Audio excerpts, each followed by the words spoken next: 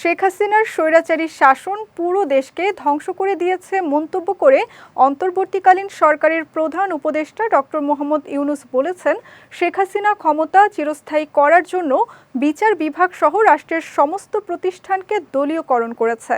দুপুরে রাজধানীর একটি হোটেলে বাংলাদেশে নিযুক্ত বিভিন্ন দেশের রাষ্ট্রদূত, হাই কমিশনার সহ জাতিসংঘ এবং বিভিন্ন সংস্থার প্রধানদের সঙ্গে বৈঠকে এসব কথা বলেন তিনি। জাওয়াদন্তুর রিপোর্ট, ছবি তুলেছেন নাইম হোসেন।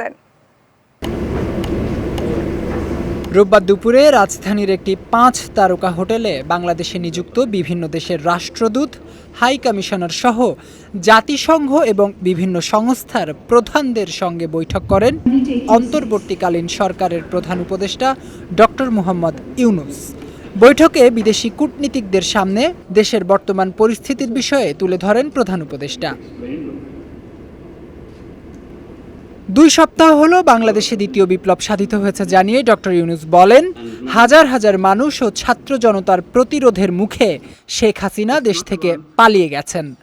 বন্ধু রাষ্ট্রগুলোর প্রতি কৃতজ্ঞতা প্রকাশ করে তিনি জানান, বর্তমানে দেশ একটি চ্যালেঞ্জিং সময় পার করছে। Bangladesh witnessed the second revolution. It's about 2 weeks actually. Hundreds of thousands of our valiant students and people rose up against the brutal dictatorship of Sheikh Hasina. She fled the country, but only after the security forces and her party's student wing committed country's worst civilian massacre since country's independence. Hundreds were killed, thousands were injured. I hope you can help us. Sheikh হাসিনার স্বৈরাচারী মনোভাব বিচার বিভাগ, গণতন্ত্র, ভোটাধিকার খর্ব করেছে জানিয়ে প্রধান উপদেষ্টা বলেন, আইন শৃঙ্খলা নিশ্চিত করাই অন্তর্বর্তীকালীন সরকারের প্রধান লক্ষ্য। এছাড়া খুব দ্রুত অংশগ্রহণমূলক নির্বাচন দেয়াকে মূল কাজ হিসেবেও উল্লেখ করেন তিনি। You are the friends who will help us get over the crisis that we are facing. Either we make it or we don't exist as a nation.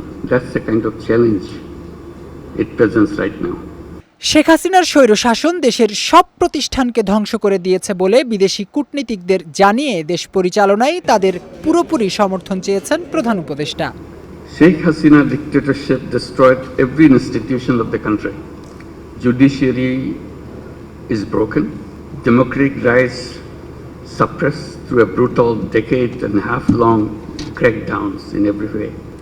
Elections were rigged blatantly. Generations of young people grew up without exercising their voting rights. They never had an opportunity to go to a polling booth.